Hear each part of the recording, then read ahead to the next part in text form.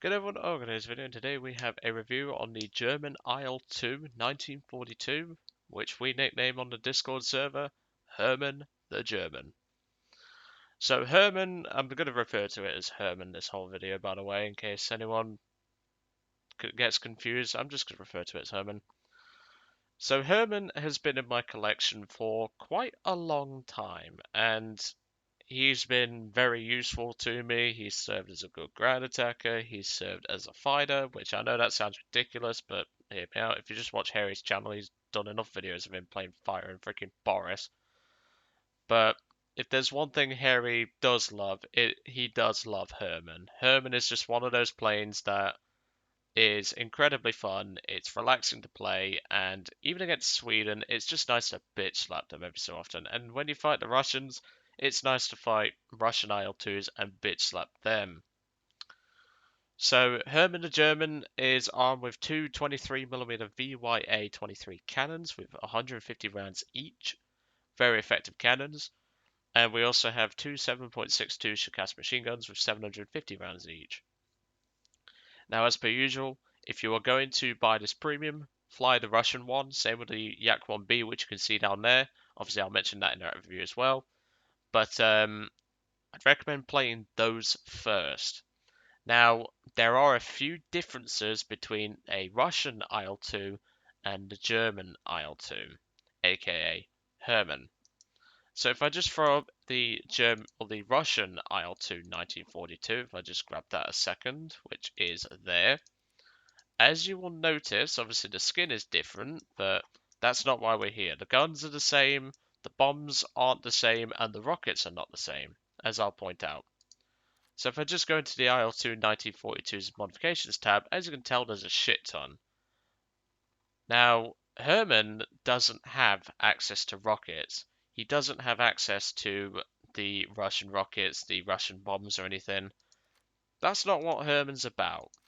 Herman is different. He likes his own bomb loads. He has access to four 50-kilogram bombs, because obviously the Germans did not make a 100-kilogram bomb, as far as I know. And he also has access to two 250-kilogram bombs. These are stored externally and these drop as a pair. The ones that are the 50s are stored in the bomb bay and are single dropping, so you can drop them as a carpet bomb or drop them as singles. If you are going to use Herman for ground attack, I would highly recommend using the 250s. The 23s are more than enough to pop medium tanks, and they're also more than enough to pop pretty much any plane that you'll see, and the bombs are more than adequate to deal with anything the 23s can't. Obviously, with the bombs dropping at the same time, you're going to have to take this into consideration.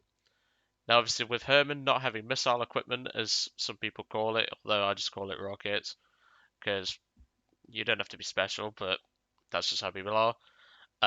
Herman doesn't have as much ground attack capability as a Russian IL-2. Now, if that doesn't appeal to you, then well, I'm afraid Herman is not for you because that's as best as you're gonna get it. Let's put it that way. So with Herman being the way that he is, he's just gonna be the way he is, and he's actually quite cheap as well. 850 golden eagles for Herman. He's relatively cheap and he's a lot of fun. Now, I mentioned at the start that you can play this thing as a fighter. Now, yes, you can, but you need to do a couple of things. Number one, climb. Herman doesn't have a great rate of climb, and if you strap bombs onto it, you might as well not have any. That's why if you're going to go fighter mode, do not take any ordnance. Even the 50s, because they'll weigh you down a little bit. Secondly, you're also going to need to maintain speed and make sure to use your flaps only in dire situations. The flaps on this aircraft automatically go to landing, as far as I remember, and whilst they are very effective at increasing your turn radius, they are also very effective at slowing you down. And obviously, with this being a 1942 model aircraft, you do not get access to a back gunner. Now, I'm fairly certain if the Germans actually used this aircraft, they probably would have just cut out the rear section and done what the Russians did, except they'd have put a 20 in the back, because that's just what they are. Now, I'm kind of thankful that they didn't change the armament because the guns on this thing are very effective, and as you're going to notice, this aircraft is highly capable in a fighter role. Now obviously with Herman having a lower climb rate than most of his fighters that he fights, you're going to have to play it smart.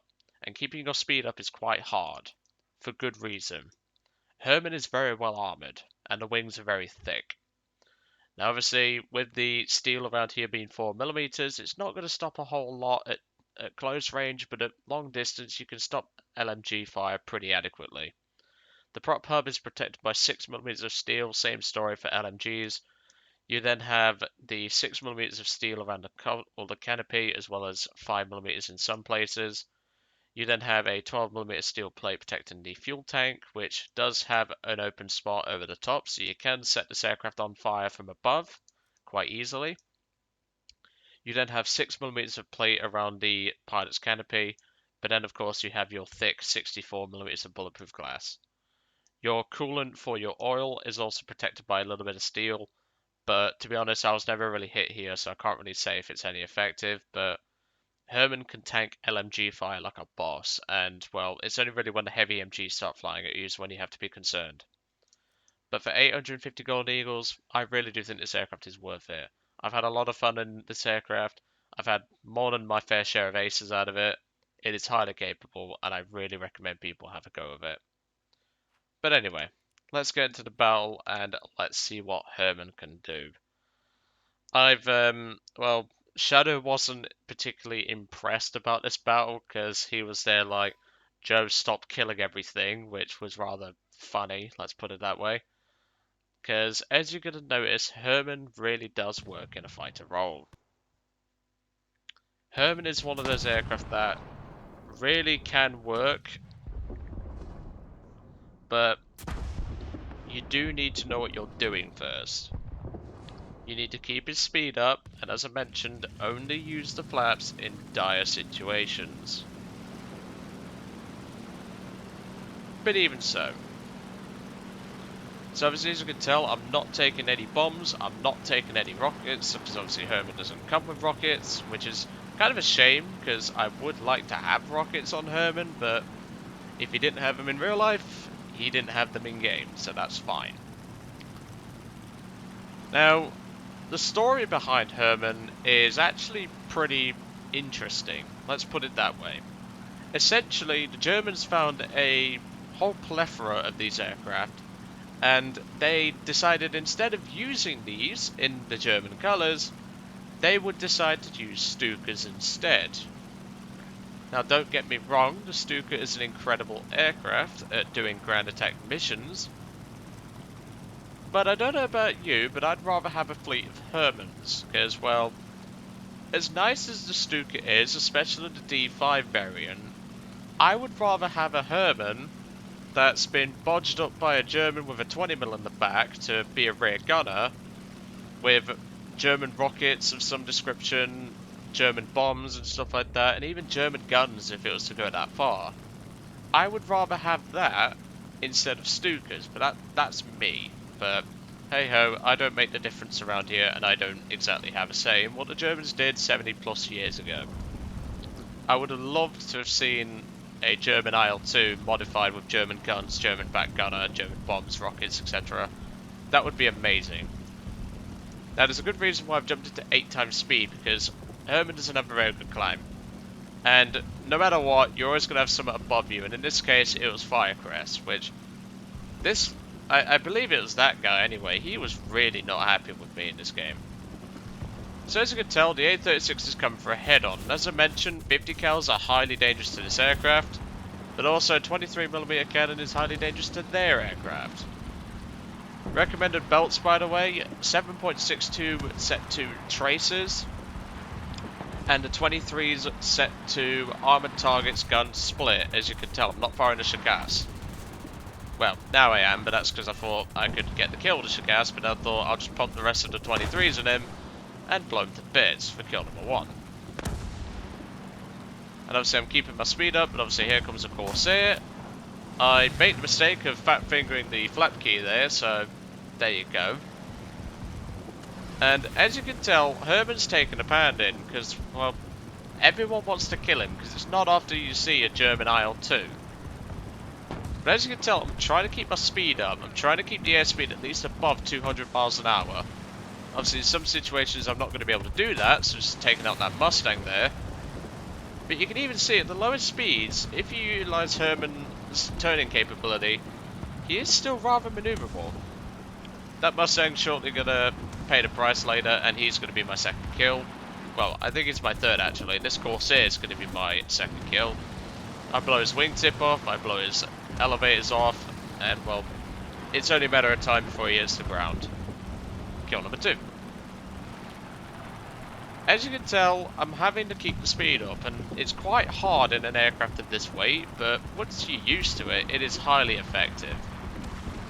So here comes a PBJ, he's coming in to try and get some of our ground targets and have a crack at Shadow. I say to Shadow, right, finish off that Mustang, I'll clear your ass. And as tanky as a PBJ is, it ain't standing up to 23mm cannon fire. Kill number 3.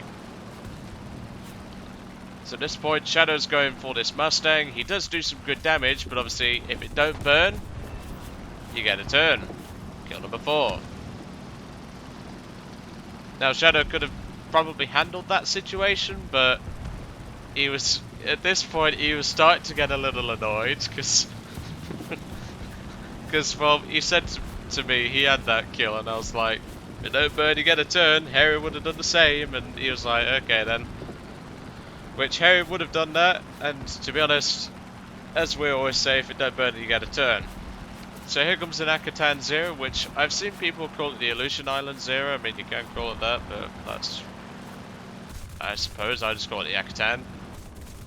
And as you can tell, Shadow's trying to turn fight this Zero, and, well, now that the Zero's missing quite a few components, he could probably do it. But I'd rather have the 5th kill and get my ace, so that's kill number 5. And as you can imagine, Shadow is increasingly getting frustrated at the fact that I keep pinching his stuff.